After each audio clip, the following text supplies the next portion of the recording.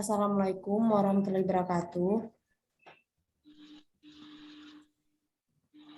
Sebelumnya, perkenalkan nama saya Eti Kisni Putri. Di sini saya sebagai moderator diskusi dari kelompok 9. Pertama, puji syukur kita ucapkan kepada Allah Subhanahu wa taala karena berkat rahmat beliaulah sehingga kita bisa berkumpul untuk berdiskusi pada hari ini. Salawat serta salam terpopuler kita curahkan buat junjungan kita yakni Nabi Muhammad SAW karena beliau telah membawa kita dari alam kegelapan menuju alam yang terang menerang penuh dengan ilmu pengetahuan seperti yang kita rasakan pada saat sekarang ini. Baik, saya tidak akan memperpanjang kata mukadimah. Adapun topik diskusi kita pada hari ini yaitu tentang implementasi model inquiry dan discovery learning dalam pembelajaran matematika sekolah dasar. Sebelum ke sesi pemaparan materi, saya akan memperkenalkan anggota dari kelompok 9 terlebih dahulu. Yang pertama, Eti Kisni Putri dengan NPM 1960 60 112. Yang kedua, Trisna Hartanti Aimang dengan NPM 1950 60120. Yang ketiga, Siti Zawiyah dengan NPM 1950 60 084. Selanjutnya yaitu sesi pemaparan materi. Materi pertama akan dijelaskan oleh saya sendiri.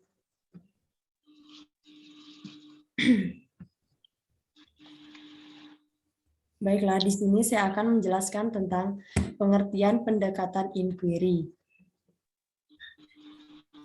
Pendekatan inquiry menurut Widodo juga mengatakan bahwa hakikatnya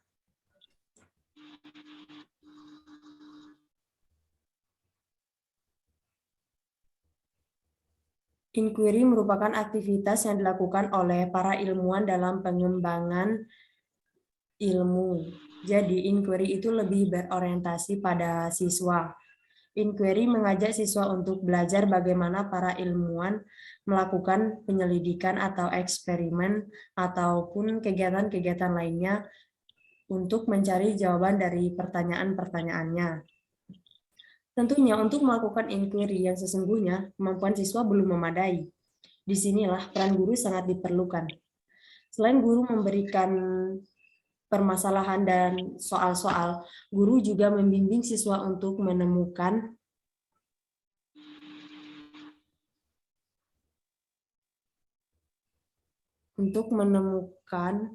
jawaban dari soal-soal tersebut dengan cara memberikan arahan pada saat pelaksanaan penyelidikan atau pada saat pencarian. Bimbingan di sini bukan berarti guru memberikan jawaban secara langsung, melainkan memberikan pertanyaan arahan sehingga siswa bisa menemukan jawabannya sendiri dengan bantuan pertanyaan tersebut. Selanjutnya yaitu prinsip penggunaan inquiry. Prinsip yang pertama yaitu prinsip berorientasi pada perkembangan intelektual. Tujuan utama dari inquiry adalah pengembangan kemampuan berpikir. Dengan demikian, selain berorientasi pada hasil belajar, juga berorientasi pada proses belajar. Yang kedua yaitu prinsip interaksi. Proses pembelajaran pada dasarnya adalah proses interaksi, baik interaksi antara siswa ataupun antara guru, bahkan interaksi dengan lingkungan. Yang ketiga yaitu prinsip bertanya. Kemampuan siswa untuk menjawab setiap pertanyaan pada dasarnya sudah termasuk proses berpikir. Oleh sebab itu, kemampuan guru untuk bertanya dalam setiap langkah inquiry sangat diperlukan. Yang keempat yaitu prinsip belajar untuk berpikir. Belajar bukan hanya mengingat sejumlah fakta, akan tetapi belajar adalah proses berpikir, yakni proses mengembangkan potensi seluruh otak dan pikiran. Yang kelima yaitu prinsip keterbukaan. Prinsip keterbukaan adalah suatu proses mencoba berbagai kemungkinan, segala sesuatu mungkin saja terjadi. Oleh sebab itu, anak perlu diberikan kebebasan, mencoba sesuai dengan kemampuan nalar dan logikanya. Mungkin cukup sekian pemaparan materi dari saya. Kepada pemateri selanjutnya, saya persilahkan. Kepada Siti, saya persilahkan.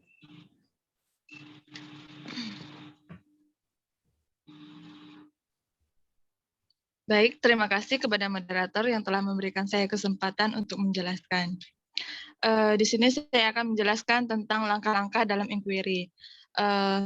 Langkah-langkah dalam inquiry terbagi 5 bagian. Yang pertama, mengidentifikasikan kebutuhan siswa.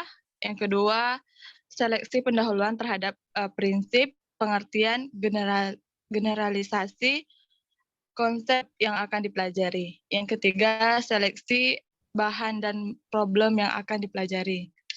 Yang keempat, membantu mengatasi problem yang akan dipelajari.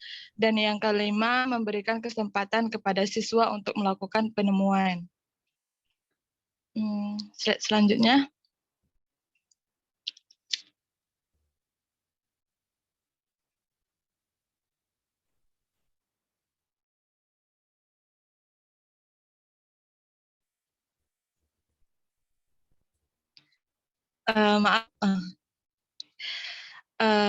Pengertian pendekatan discovering. Sullivan 2011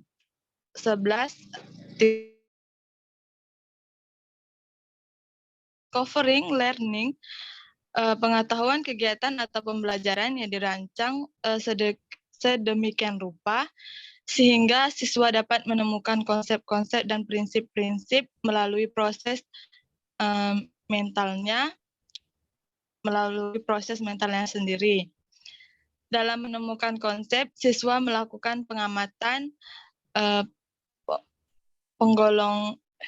menggolongkan, membuat dugaan, menjelaskan, menarik kesimpulan, dan sebagiannya untuk menemukan beberapa konsep atau prinsip.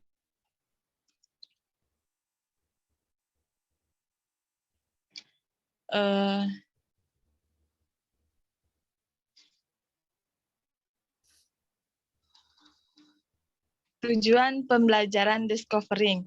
Tujuan pembelajaran discovering terbagi menjadi 6 bagian. Yang pertama, dalam penemuan, siswa memiliki kesempatan untuk terlibat secara aktif dan pembelajaran kenyataannya menunjukkan bahwa partisipasi banyak siswa dalam pembelajaran meningkat ketika penemuan digunakan. Yang kedua, melalui pembelajaran dengan penemuan menemukan pola dalam situasi konkret melalui abstrak. Juga siswa banyak meramaikan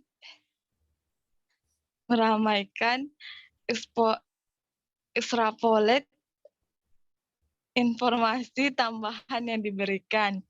Yang ketiga, siswa juga belajar merumuskan strategi tanya jawab yang tidak rancau dan menggunakan tanya jawab untuk memproses informasi yang dimanfaatkan dalam menemukan. Yang keempat, pembelajaran dengan penemuan membantu siswa membentuk cara kerja bersama yang efektif, saling membagi informasi, serta mendengar dan menggunakan ide-ide orang lain. Yang kelima, terdapat beberapa fakta yang menunjukkan bahwa keterampilan-keterampilan, konsep-konsep, dan prinsip-prinsip yang dipelajari melalui penemuan lebih bermakna.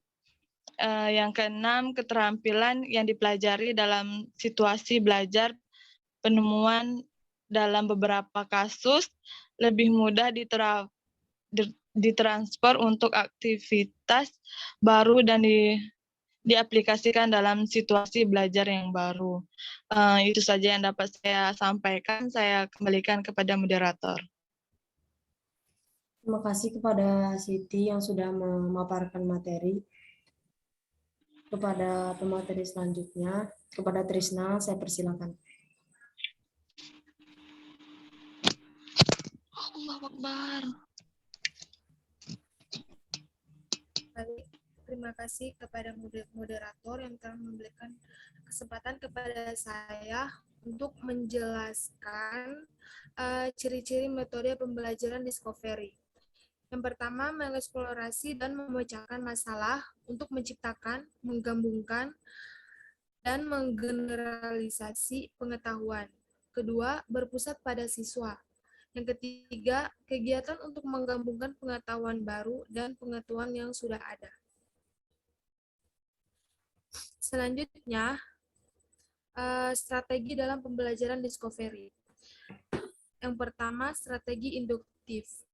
Strategi induktif yaitu pengolahan pesan yang dimulai dari hal yang khusus, dari peristiwa yang bersifat individual, menuju ke generalisasi, dari pengalaman empiris yang individual menuju kepada konsep yang bersifat umum. Terus strategi deduktif. Strategi deduktif ini menekankan kajian konsep dan prinsip bahan pengajaran secara teoretis berdasarkan prinsip-prinsip pengetahuan ilmiah. Misalnya, siswa mempelajari konsep dan prinsip yang ada pada buku-buku pelajaran. Terus selanjutnya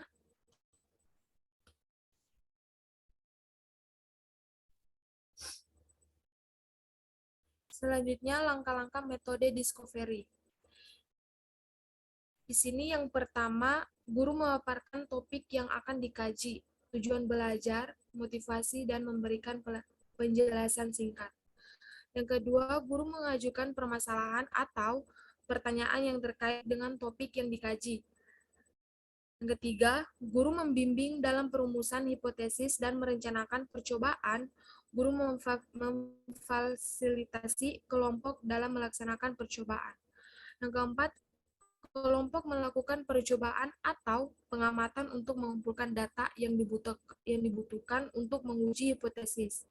Kelima, kelompok mengorganisasikan dan menganalisis data serta membuat laporan hasil percobaan atau pengamatan. Keenam, kelompok memaparkan hasil percobaan dan mengemukakan konsep yang ditemukan. 7. Guru membimbing siswa dalam mengkonstruksi konsep berdasarkan hasil investigasi. Sekian materi yang bisa saya sampaikan. Selanjutnya saya kembalikan kepada moderator. Terima kasih kepada Trisna yang sudah memaparkan materi. Baiklah, sesi pemaparan materi telah selesai.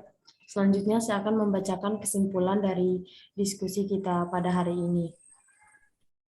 Jadi dapat disimpulkan bahwa inquiry merupakan suatu pendekatan penemuan yang berpusat pada siswa atau student center. Namun berbeda dengan discovery, inquiry lebih menekankan pada pencarian, hanya saja dalam konteks pembelajaran.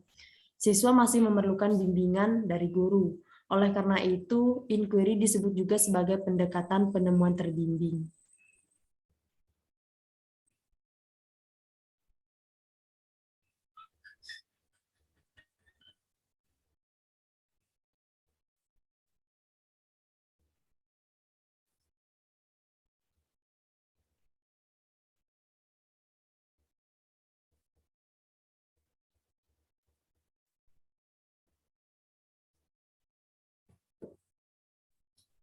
Mungkin cukup sekian presentasi dari kelompok kami. Mohon maaf apabila ada kesalahan. Saya akhiri. Wassalamualaikum warahmatullahi wabarakatuh.